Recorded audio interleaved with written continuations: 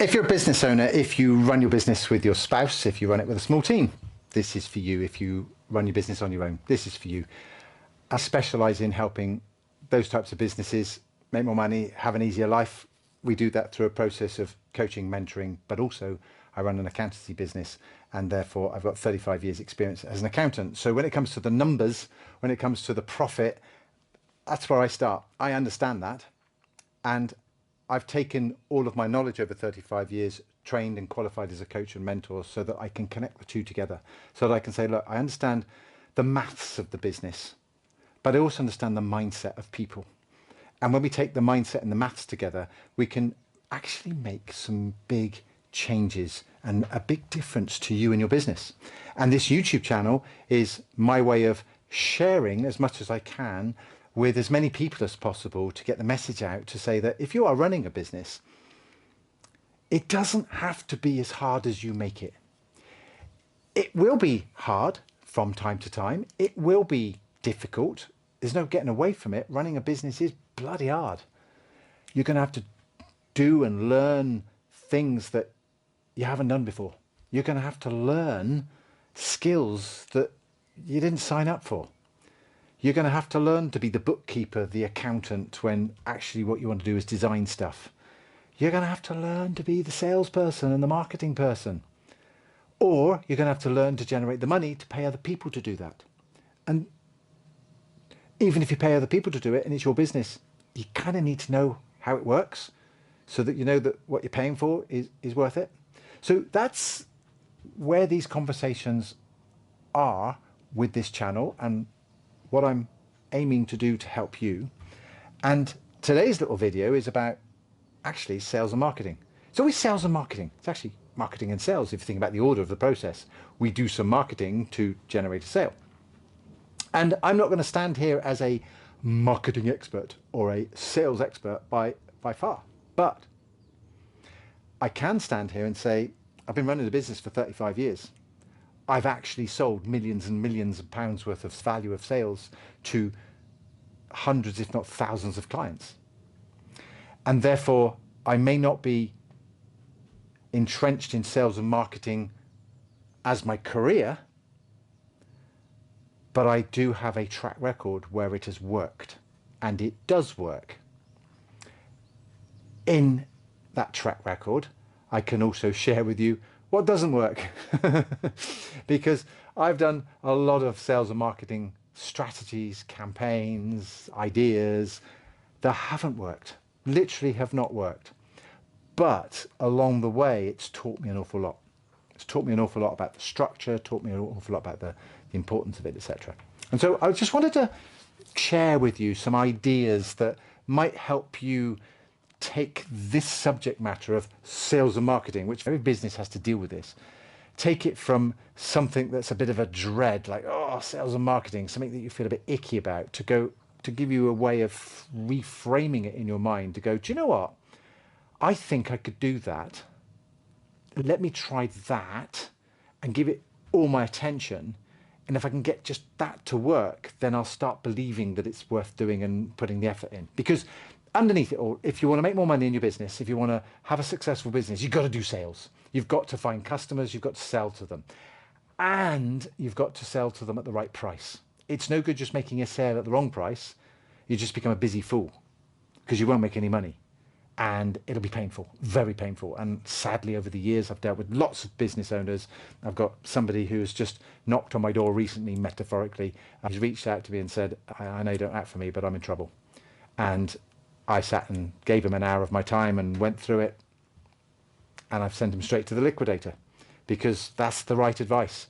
The business has failed. We don't want to do that. So we want to avoid all the pain that comes with this. And we want to make sure that we can have a win. So if sales and marketing is a bit of a low priority or a low score, if you said, if I said to you, score out of 10, 10 being sales and marketing is great, you love it, 10 out of 10, great, this video is probably not for you. But if you're below a 10 out of 10, especially if you're down below a 6, this is definitely for you. So marketing, what is marketing? We could sit here and go through what the notion is and what the right words are and all the rest of it. But let's keep it really simple. I like simple. This is just the step to get you to sales. And sales gets you da money.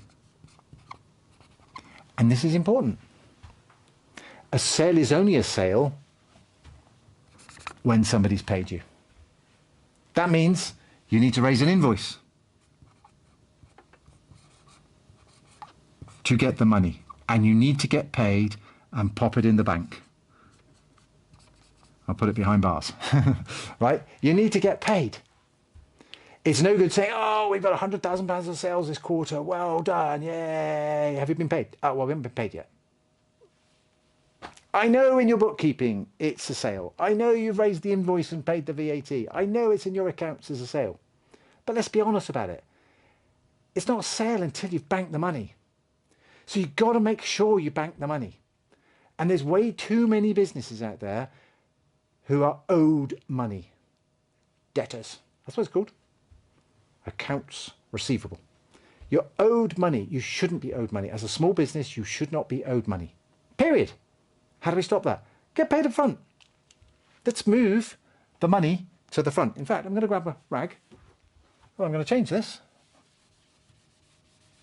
Here and now. What we want is the money at the front. And we want to raise our invoice here. Let's get paid. Work out a mechanism to get paid. Hey, prospective client, we can do this job for you. You're happy for us to proceed? Yes, I am. Great.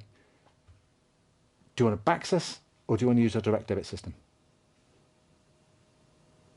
Just change the language. Great. Excellent. I'll send you a note of the fees. Once they're paid, we'll get started. Is that okay? Make it nice and easy. Make it simple for people to pay you. Take away the friction. Here's what I see, and this is my accounting head coming in. Here's what I still see in this modern day world. There are people out there raising sales invoices like they were in 1980, 1990. They've got paperwork, real paper that they're collecting data on. They go over to their Word document. They pull up the previous invoice and copy it. They type in the invoice into a Word document. They print it out, multiple copies that go in different trays. The accountant or the bookkeeper picks up their copy, types it into the books. It's mailed out to the client. I've even seen people print it, scan it back in and email it to a client. I see this in the real world. It's not wrong, it's just what people do. Kind of is wrong, but it is what people do, right? And then it goes into the books. And then we wait to be paid. We just wait. We hope. Hope is not a strategy. And whilst your customers are probably good people, like most people in the world are good people, and everybody pays because that's what everybody does, sometimes your customer has a problem. Because guess what? Your customer's playing the same game as you. Doing work for somebody, sending an invoice, waiting to be paid. And somewhere down the line, something goes wrong. Sometimes it's, I would say most of the time, it's not deliberate. It's just a mistake. Sometimes though, it's driven by a higher source like the economy or the governments. Sometimes it's driven by literally somebody actually taking the piss. And that pebble goes into the pond and it ripples, ripples, ripples, ripples, ripples, ripples. And the guy you've just done some work for suddenly says, I'm really sorry, I can't pay you. The guy before me can't pay me. The guy before him can't pay me. We're in trouble. Okay, and this has been going on too long and I've got several people, you know the deal. Okay, the whole world of liquidation is a whole business. Multi-million-pound business of liquidation is built on expecting that businesses will fail and they will go in and shut those businesses down and collect cash out of it to pay their fees. So the important part of sale is getting paid. Marketing is just a stepping stone to the sale. What's also important about the sale is that we actually need to make sure it's profitable. So we need to understand our numbers. We need to understand sales and costs to equal profit. We also need to understand percentages. Percentages are your friend. Trust me, percentages are really helpful in knowing that. If your profit percentage of sales is a number and you can improve on that profit, it doesn't matter whether the sale is £100, £100,000 or £100 million. If the percentage on each of those figures goes up, you will make more money. Profit. Profit is the key. Profit is what pays you, your family, and looks after you. We've got to get the profit figure. We've got to focus on the profit figure. So the sale leads to having those conversations. The sales obviously mean you can pay people. You can pay your team, yourself, so people can get paid, suppliers can get paid, and you can invest. You can invest in your business so that you can make improvements. You can invest in the future. The investment for the business might be that you need to buy some new technology. You might need to refurbish your own offices, upgrade your offices, buy equipment, whatever, right? Or how about this as a novelty? How about take some of the profit that you're making and put it into a war chest? A war chest is nothing more than a ring-fenced bank account where you can just put some cash into it. Put some cash into it so that when your sales go up and down because you don't have consistent sales every single week, every single month, you might have a bit of a dry patch. You're self-funded. You've got your own overdraft facility. You can support yourself. Way back when in what was it, 2020, when we had the Great Plague, world shut down, everybody went into freefall. Within weeks, they went into freefall. Fortunately, the government stepped in with furlough schemes and bounce back loans and things like that, and which is miraculous. Then, you know, literally the week before, nobody could borrow any money, and then all of a sudden you could get money by just putting your name into a computer, which is bizarre. But the point is that everybody was in freefall because nobody had any war chests, except the few who did, who carried on working, carried on trading, or got back up and running very, very quickly. So that was an example. Now, hopefully we never have that sort of thing ever happen again. It was tough for an awful lot of people, but these things happen. And I've seen it. I've seen 2 weeks of snow cause havoc for a business because they couldn't trade. So the weather has been a problem. I've just seen sickness be a problem. Suddenly somebody in the office has got sick and now everybody's gone down with it, and we've lost a month of productivity because everybody's got damn flu or lurgy or whatever we've all caught. It's horrible, right? These things happen, okay? What about great things like somebody having a baby? That's a big distraction in anybody's life. If you're a business owner and you're having a baby, you're going to be out of it for a little while. You need a war chest to pick up the slack right away. You need to be able to buy that time back to say, yeah, I'm going to take a bit of time off and do that. So war chests are really important. All comes out of the sales. So where does this marketing come into? Let's flip over to this side of things, right? We know it's just a stepping stone. The stepping stone to marketing is call to action. What is it that you need your marketing to do to get the prospective client who's going to sit over here, who's suddenly looking at your marketing message? So you're putting out a message that's going to get them to take action. So your call to action is going to get them to do something. Now, it might be that what you need to do is have a meeting. It might be that you've got a sales call on the telephone, or I'll do a video call. Video calls are quite popular at the moment. You have a sales call with a meeting. It might be that they need some literature to read, and from there we go to do that. Or we might have a calendar appointment that they need to do to book that appointment. Or we might have a form to fill in to see if they qualify. There's no end of things that people need to do to create that sale. Conversation I was having this week about this. Vicky and I were talking about this. We were talking about the call to action that we're doing for our current marketing campaign, and we were questioning things, and quite rightly. And one of the things that comes out of this call to action is, what is it you're trying to do here? Are you looking for more leads? In other words, you want a big list, because off the back of the list, you've got perhaps a low ticket item, and it's all about volume. So you want lots and lots and lots of people to buy this. And so therefore, if we get the list, then we can launch the thing and do the thing. That's something that might happen. So getting leads might be really important. So the call to action might be, you just need to get their details. You just need to put their hand up that they're interested in your thing. Well, that's what we call lead magnets. Give them something that's valuable in exchange for an email, put them on the list, send out some emails, sell them your thing afterwards. It's a process. It's a two-step process. Okay? It could be that you've got a qualifier. They have to fill in a form, first of all, just to see whether or not you can work with them. Fill this form in, tell us all about yourself, because we want to know whether we can work with you or not. Guess what? That form will mean that you'll have less leads. You'll only have a few people do that. But that's okay, because those that do will be high quality, because it might be that the thing you're selling is much more higher value, and therefore you don't want to waste your time with people who can't afford your services. You're looking for specifics. So there's a process here that you've got to understand. But the marketing message is the thing that everybody gets bogged down in with their time. They spend huge amounts of time running multiple different ways of getting that message out, shouting from the treetops as much as they can. So you've got your Facebook, and you've got your Instagram, you've got your TikTok, you've got your X, you've got your website, you've got a podcast, you've got a YouTube, you've got networking, you've got referrals. All right, the list goes on. Maybe you're doing adverts, maybe you're doing SEO.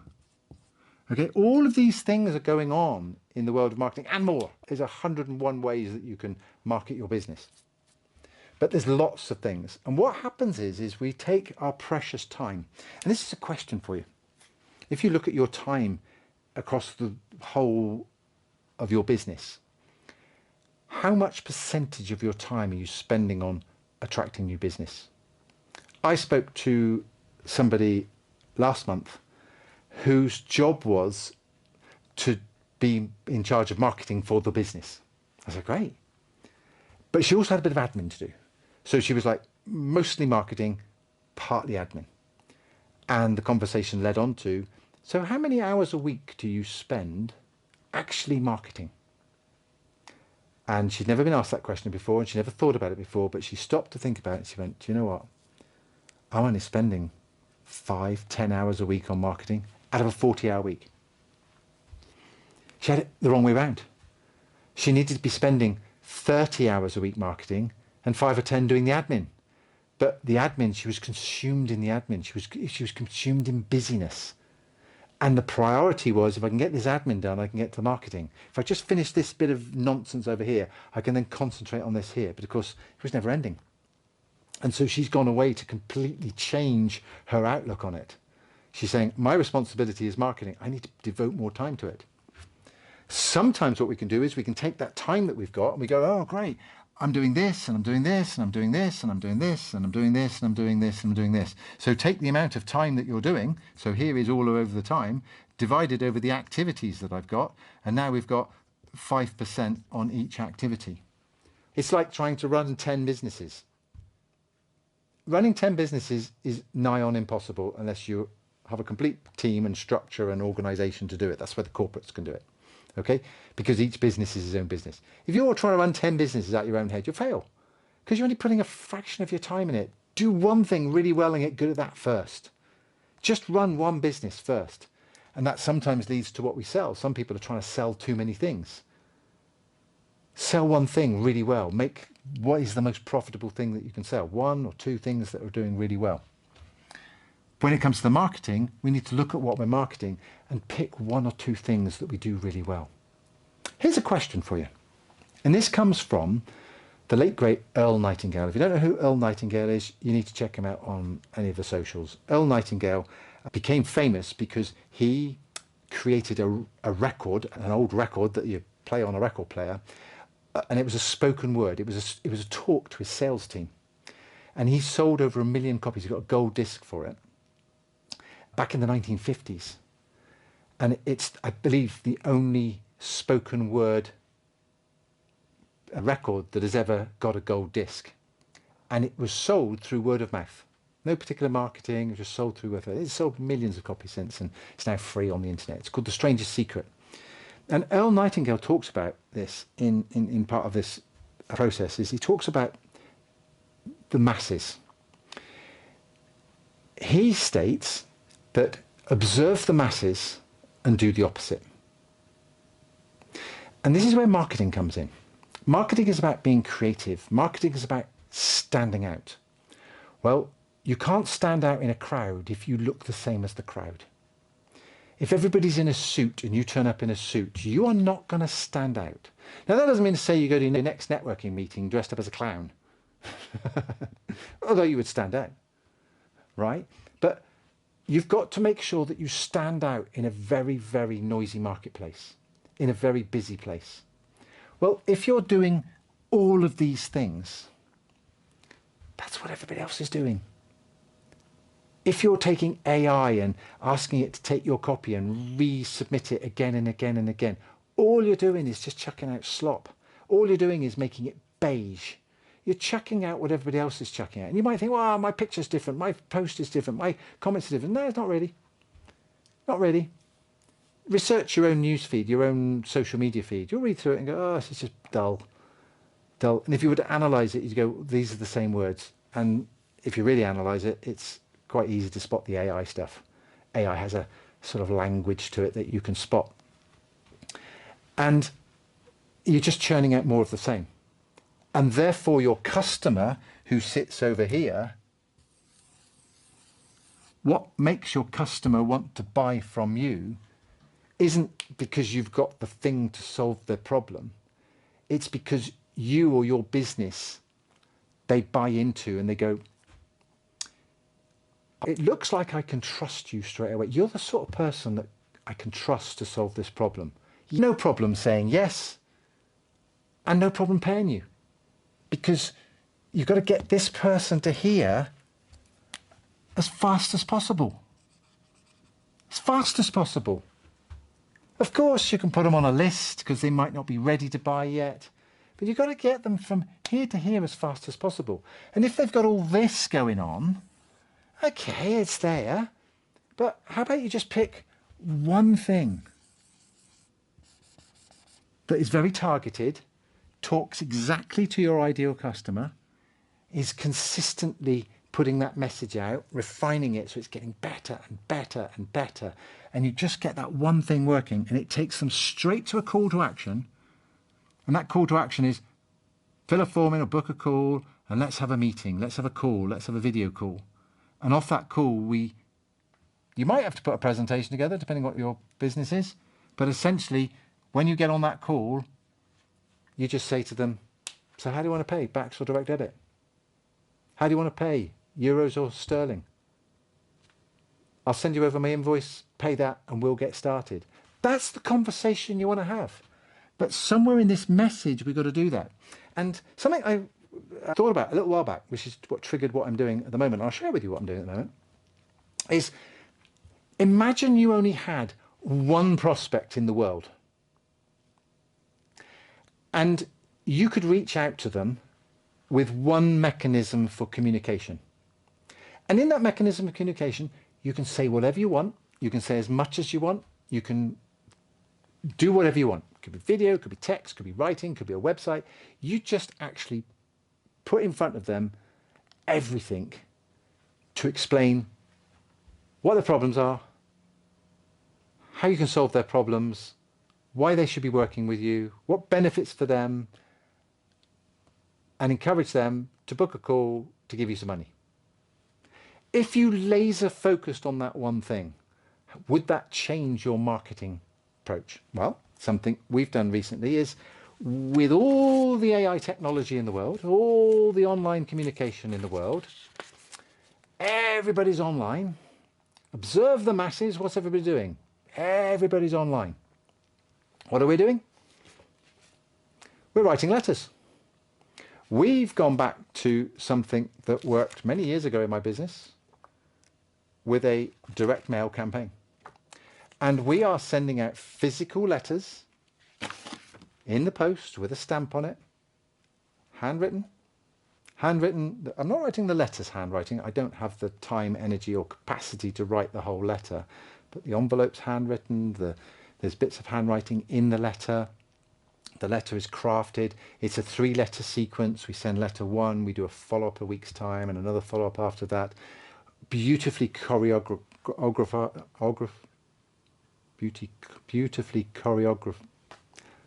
beautifully put together,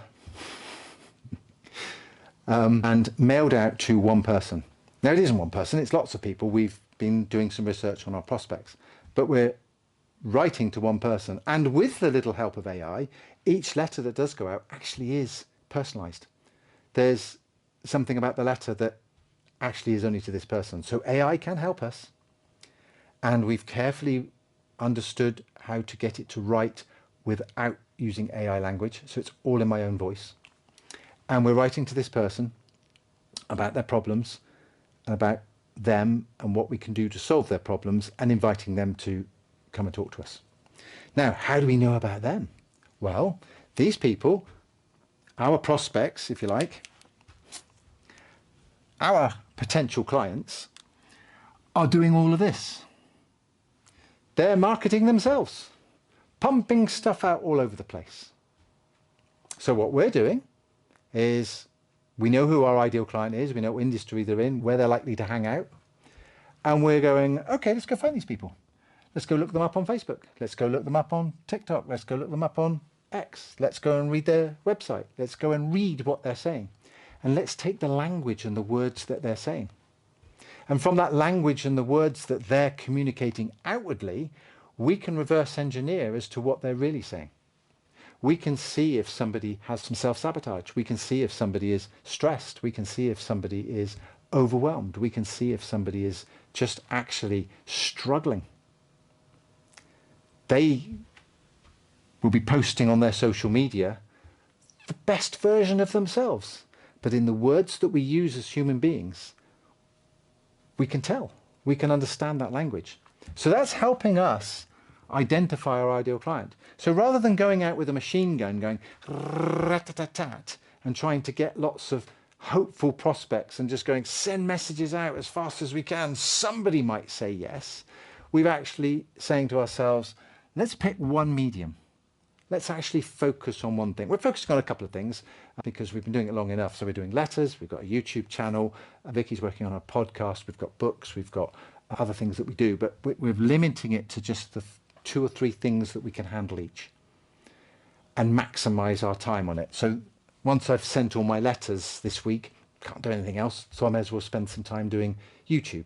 Once I finish the YouTube, I might as well go and do a networking event, right? That sort of thing. So I'm building my time around this so that I'm actually spending a good proportion of my time on 1 or 2 things that are really going to work. And because we can access this data now, it's all there on the internet for everybody to see, it's public domain, we can understand our ideal client, we can take that letter and write to them, and we can take them directly to a call to action that's dead simple and congruent with the message. So what we say in our letter and what they read and the page they land on and the form they fill in and the conversation we have is all congruent.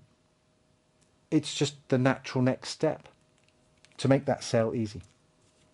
So I just felt I wanted to share that with you because that's what we're doing. This is what we're working on. Now, you tell me whether I'm right or wrong in the comments, but I'm not really looking for validation of whether this is a good idea. The only validation I'm looking for, the only one that matters to me in my business, is banking the cash. We're looking for clients to give us some money because we've got goals and dreams we want to achieve. We've got trips we want to go on, holidays we want to do, a family to feed, a life to live, exciting things on our journey. We've got a bunch of dreams we want to achieve, and some of that requires cash. And we get that by serving other people, by helping other people. Leave your comments below. Otherwise, see you in the next video. Bye.